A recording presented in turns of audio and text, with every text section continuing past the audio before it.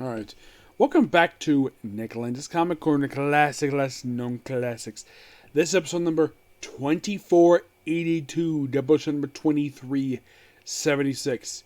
I have two trades checked out from the Poll app, and with last month, they changed how much you could check out, because for the longest time, it's always been 12. And for some strange reason, they've reduced it down to 6. Yes, I was only able to check out 6 books. I don't know why. This is weird. Why only 6? I was basically do 12. I always have a lot of fun with 12. But no, 6, and I guess that's it. So, this book there's like, okay, the key with this one is we have 3 good books and 3 really, really bad books. Let's start with a bad book and then go to a much better book than this one. We have Amazing Spider-Man, volume... what volume is this one? 6. Volume 6, Dead Language Volume Part 2, which collects issues 24 to 26 of Amazing Spider-Man Volume 6, along with the annual, yes, an annual, and the Fallen Friend one-shot. Oh boy! The main story for this thing. So, there's a lot of really bad stuff here. We have possibly John Romita Jr.'s worst story arc he's ever worked on. Zeb Wells' worst story arc he's ever worked on. Because I have read Zeb Wells' work. A lot of the work he did before this was 100 times better. What the heck happens to this storyline? So, the emissary... Yes. Now, here's kind of the thing. When I first saw this guy again, I'm like, this guy, I don't know who the guy is. Look at it. Oh. Yeah, Zeb Wells created this guy when he did his first Missing Swim work back in like 07. Yeah, and then, of course, they had the whole thing of like illegal repercussions of stealing Fantastic Four. And, of course, also, we have more stupid stuff happening here. Like, for example, finding out that Paul is the son of the emissary. Yes, the jerk Paul, who a lot of people pointed this out, that the only reason why this character exists is because Marvel did not, basically were ticked off at Nick Spencer for leaving them for Substack. That's the only reason why this character exists. Yep. And then there's a very stupid revelation here. It turns out that the 2 kids that supposedly are MJs, who they keep forgetting their names, they change clothes or their hair changes. Yeah, it turns out these 2 kids are not real. And you're thinking, what? We have been following these kids since the start of this run. Yeah. It's like, okay, so they're not real? What? Yeah, all along, that apparently Paul never knew. Apparently they were creations of the emissary, who is his father. Why? Don't know why. And eventually Mary Jane is back. Apparently she was in there. Apparently what happened is that they were sitting in their dimension with this guy Paul. Paul came back and Peter tried to get back with him, with MJ. Didn't work because she got kids. Turns out they're not real. And then the emissary does something really, really stupid. Of course, Peter's working with Norman Osborn in the story arc. Oh boy. And then in the main story for 26, quite possibly the stupidest thing happens here. Also, before I get to that revelation, I think it was 26, I think it was, where originally when this issue came out, the colorist was not doing his job. Where apparently in the span of 3 panels, Peter, MJ, and Paul, the clothes kept changing colors for no apparent reason because he was too busy complaining on Twitter. So, yeah. Yeah, then we have 26, which is, oh boy, One Shall Fall. And we have Johnny and June. I think this is Johnny and June, this issue, this opening story. Like, apparently he did not know exactly how to draw Kamala Khan really well, because Kamala Khan's supposed to be a teenager, and the way she's drawn here, it's almost like she's supposed to be older, like in her 20s. Of course, deal with Gold Goblin and this stupid emissary thing, and then we have this weird, like, you're thinking, oh, this is awesome. No, it isn't. And then here's the famous scene. Like, oh yeah, here you have Peter and Paul arguing. I remember in a flashback, Paul was one who hit him, and in a previous issue, and here it's Peter hitting Paul. Yeah, then here, and then of course we have characters changing colors in a span of a couple pages. And that's when we find, oh yeah, the kids are not real. And MJ's got powers. And then supposedly this guy is supposedly stabbing MJ while Gold Goblin's fighting a freaking dragon, which I thought was better than this piece of garbage. And then comes what quite possibly could be the stupidest thing in this whole storyline. Supposedly, the emissary stabs MJ in the back. And then it appears like, oh no, MJ. No, not MJ. And MJ's standing over there like, what's going on here? So the emissary has murdered Kamala Khan, a.k.a. Miss Marvel. And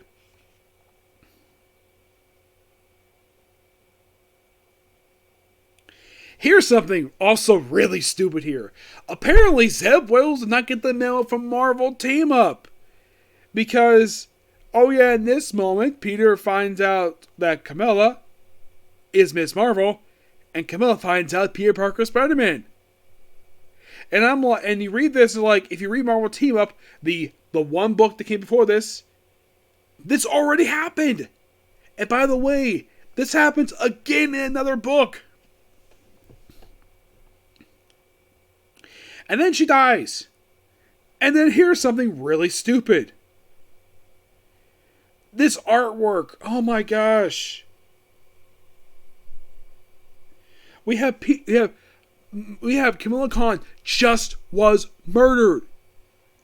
And here's the reaction of the Fantastic Four. Look at their faces. It's like they don't freaking care that a teenager's been murdered. Right in front of them. And Mary Jane is basically doing the whole, you shouldn't be doing that when you have a dead body in front of you. Someone you know, not very well, but someone you know. You have Norman close his eyes for no reason. Like, why? This is so freaking stupid. Like, oh my god, this is awful. The fact that Jarmia Jr. drew this issue. And he drew the Fantastic Four to have the expression that they don't care about a girl that they've known for quite a while. A character who's been around for 10 years. And their response is, oh, I don't care. Oh, Kamala Khan just died. React! A teenager just died and you don't react? And then they're doing this and close their eyes for no reason. Like, no one does the same thing. Like, what? No one has not known Kamala Khan very long, but at least you could freaking react. Show emotion. Like, was John Jr. told not to have the Fantastic Four express emotion over the death of a teenager? Either he did this on purpose, or his editor told him to do this. I highly doubt Zeb Wells would tell him this, hey John, can you draw it where the Fantastic Four basically don't give a crap about Kamala Khan dying? Because I highly doubt Zeb Wells will do that, because I'm sure he's getting enough flack as it is for this run. So having this happen is really freaking stupid. And and then now we finally have a much better reaction. Like, oh, now you show expression, the fact, like, oh yeah, you're not basically doing this. Now here's the thing about this one-shot falling from. By the way, this one-shot's really good. I love this one-shot. This one-shot was just abruptly announced. I don't think anybody knew what the heck this one shot was going to be. It just, it was a fallen friend one shot. Instead, of course, basically, we had to be about doing the funeral of Kamala Khan, because they killed her off because, oh, we can't give her a series, we can't bring back the champions for some strange reason, so make her a supporting character in Amazing Spider-Man for no reason. Like, I would, if I get a chance to see Zeb Wells again, I'm gonna ask him, Zeb, why the heck did you make why did you make Kamala Khan a supporting character in this book? And why did you have her die? And here's more stuff because it's really stupid later. Oh boy. So they bring in for chapter 1 of this multi-chapter story arc book. They bring in one of her co-creators, G. Willow Wilson, the opening story. Yeah, and of course you have the funeral. We have I think they also bring the art artists who worked on the issue, because this artwork is very similar to the book itself. And people basically having the funeral for her. And then Wolverine shows up. Okay, this makes sense that Wolverine would show up for her funeral, because he did know her. And the fact some people did know who he is and some people didn't. Like, this I think is really weird. Like, this girl knows who Wolverine is, but the girl behind her, okay, does she not watch TV? Does she not read the paper? Like, has she not heard of one of the biggest badasses in the Marvel Universe, Wolverine? Oh yeah, by the way, he brings a Manticore, and Camilla's father has never heard of the place. I thought this is really weird, given the fact Manticore has been a publicly known nation for decades, and apparently her father has never heard of the place. So after the grieving, and of course bringing Red Dagger, a character from her book, okay. And then of course, Captain Marvel shows up, which that makes sense because, well, Camilla's a big fan of hers.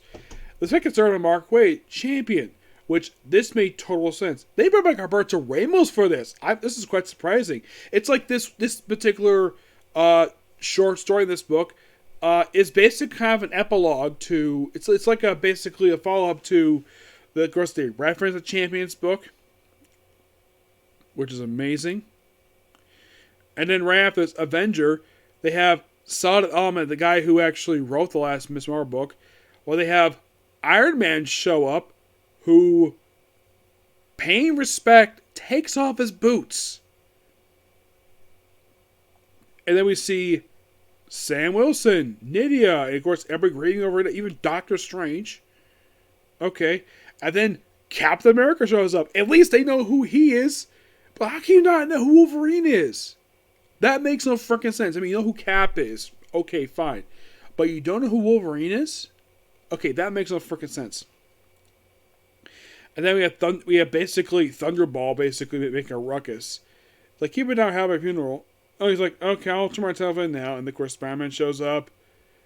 And then we move on to, like, possibly, like, what could happen more later. Before we continue with the annual. The annual was also really good as well. Okay, you know that's something really stupid that happened right after this one-shot came out? There was the Hellfire Gala. Yes, seriously. The,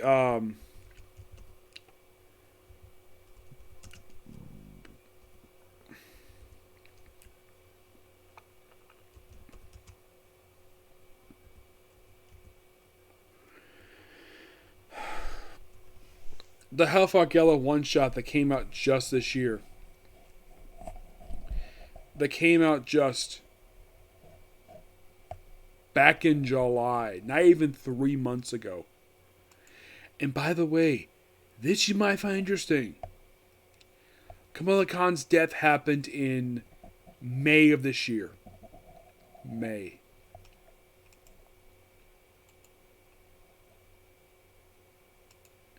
And she's brought back 2 months later, where apparently now she's a mutant inhuman hybrid.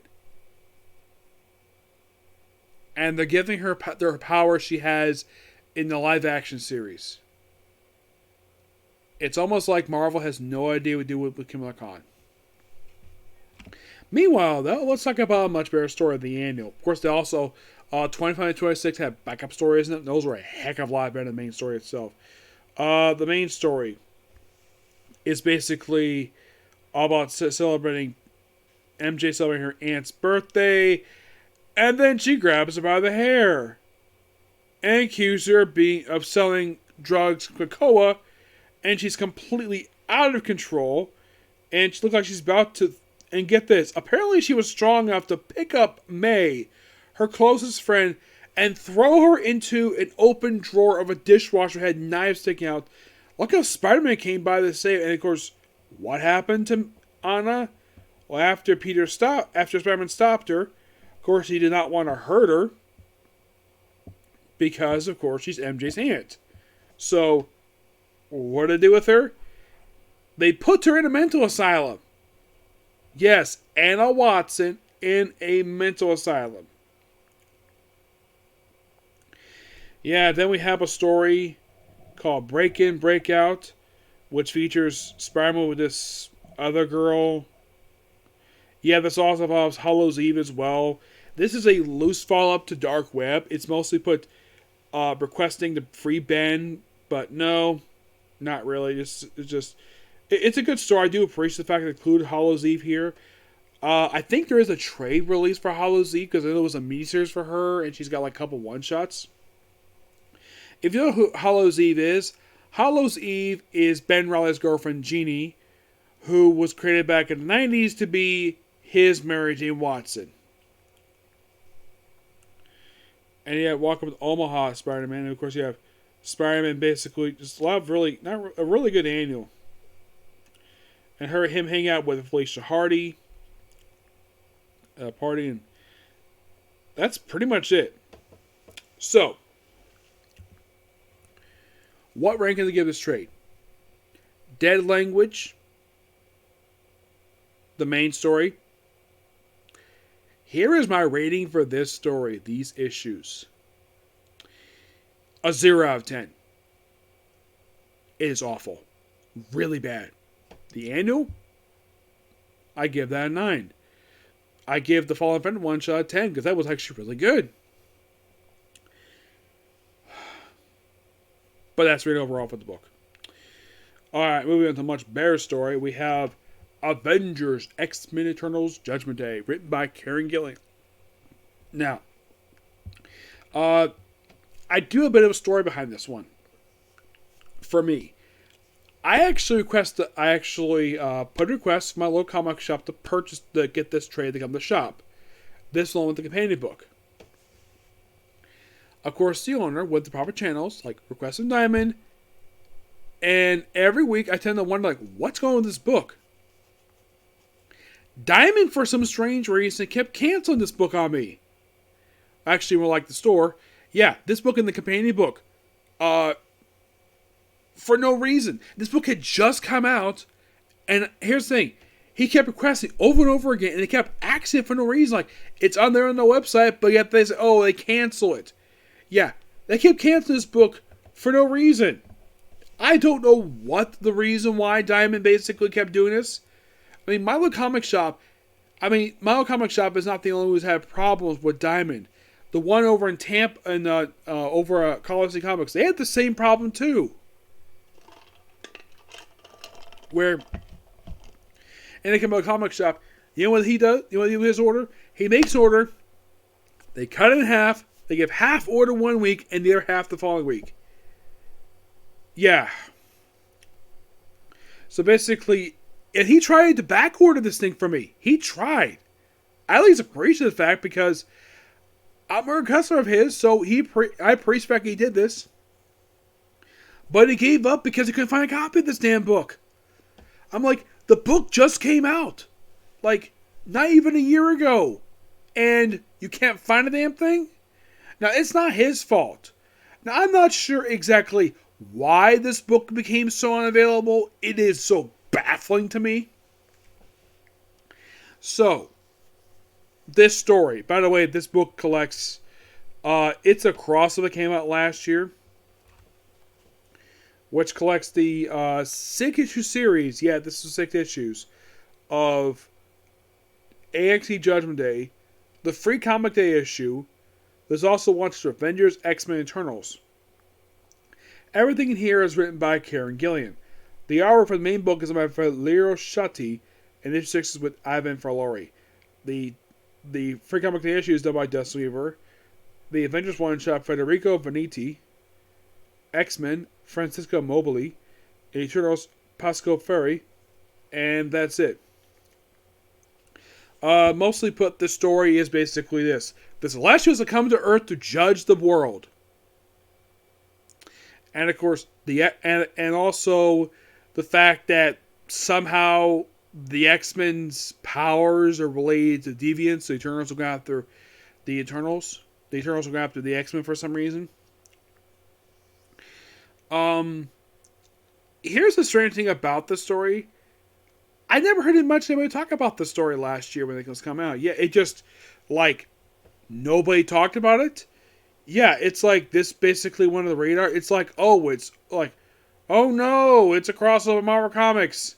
Skip. It's like, no one talked about this story. I read the whole thing when it came out. And some interesting things happen here. Like, of course, various X-Men Avengers get judged. Like, the Avengers want to focus on Iron Man. The Eternals focuses on, I think, with Jean Grey. The Eternals kind of the same thing. One of the most interesting things happened in this story. Prior to this, the Prime Eternal was Thanos. Yes, Karen Gillian resurrected Thanos for his Eternals book. And then by the end of it, he died again. So, no Prime Eternal. So, there was a vote put out. And the new Prime Eternal throughout most of this book is Star Fox. Yes, Marvel's Star Fox. Who for some reason has been redesigned to be more feminine. I don't know exactly the reason for it, but it is like he's drawn where his face looks like he's a woman. I'm like, really? Why? Yeah, this makes him freaking. In fact, this is Star Fox. Yeah, the guy's got a silly name. He's got these hormones basically to fall in love with him. So, some people get judged, and well. There's no, if in case you're curious though, at one point Captain America dies in the story. What, again? Yeah, he does. And then something weird happens. Like, he gets resurrected via the Krakoa resurrection protocols. I'm like, really? He's not a mutant. Why the heck would they resurrect him for? This makes no freaking sense. And it's a very strange story per se. It's a very much basically a story that I'd never heard the reception for it at all. Was it terrible? Not necessarily. My only problem with the story is it felt as though the pacing was way too quick. It felt like, bam, bam, bam, bam, bam. It felt like though stuff was happening a little too quickly in this book. At least got praise. The artwork is really good. Nothing really bad about this book per se, except that we have a new guy being Prime Eternal at the very end. Star Fox is basically not interested. He's basically not used to being hated, and also apparently the X-Men Krakoa protocols are being expanded to include people across the world who died recently thanks to this storyline. Yeah, I'm like, okay. And by the way, the Avengers get a little bit of stuff happening with them in the story, thanks to their headquarters being a dead Celestial. So you could say this story is a loose follow-up to the opening story of the Avengers book, plus a little bit from X-Men and Eternals. So we have a little bit of build-up here and there, but wasn't necessarily a big build-up. It wasn't like Civil War II that just can completely out of nowhere put a movie. This actually had some build-up. I at least got to praise Marvel for that. It actually had some build-up.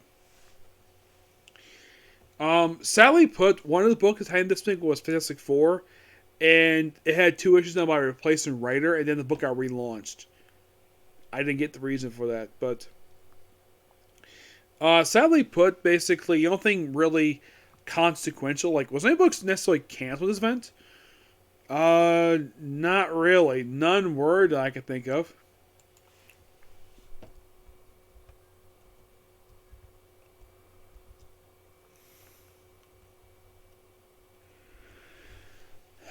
Yeah, not that I could think of, no.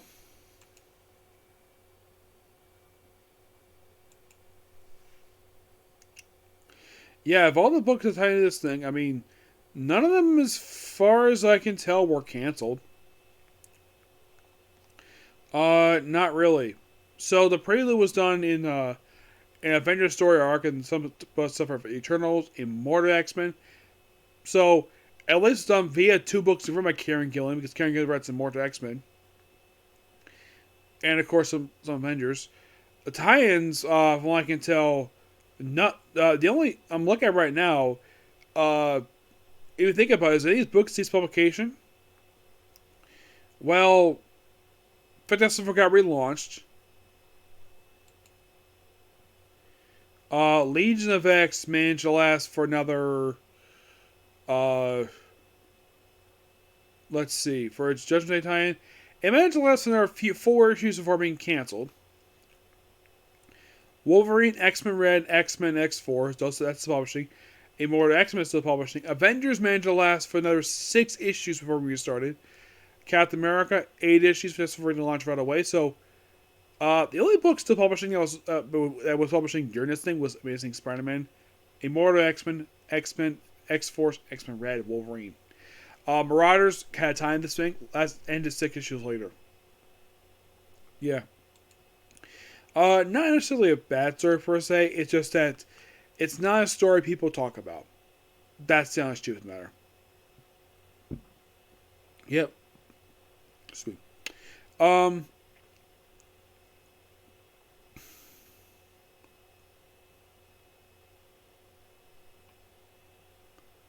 Here's something interesting though. Apparently the tie-ins are optional. You don't necessarily need to have the tie-ins per se. Not really.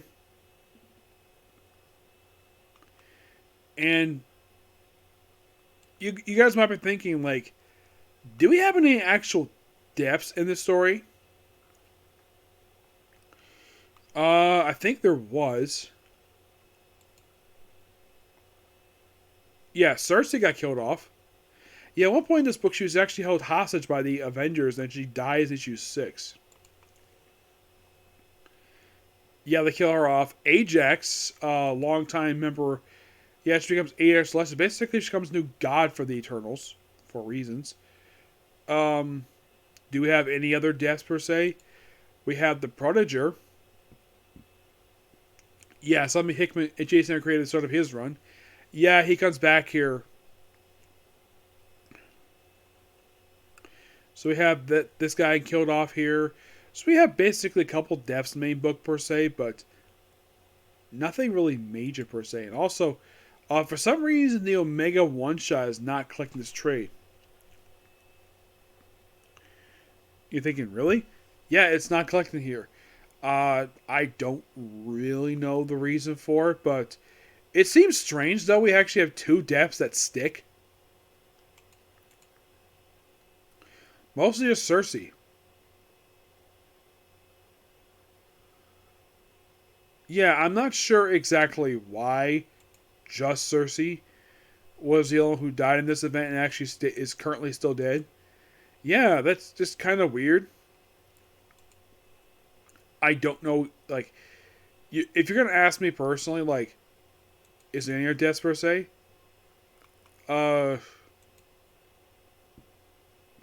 Not really. It's interesting that we finally evolved the Eternals in an actual story.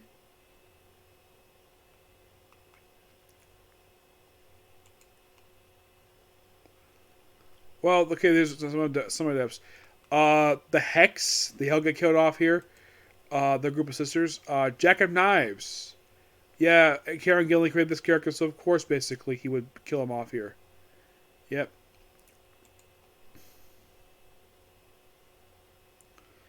But yeah, you could definitely say, looking at this, the only major depth we have here is Cersei. Yeah, because mostly everyone's depth is completely undone, because mostly everybody else either were created for this story or a Karen Gillen character. Some consequence here, at least basically that they're cleaning up afterwards. It's a okay event per se, but it's a lot better than Dead Language. A lot better. Yep. So yeah, that's be pretty much that particular view.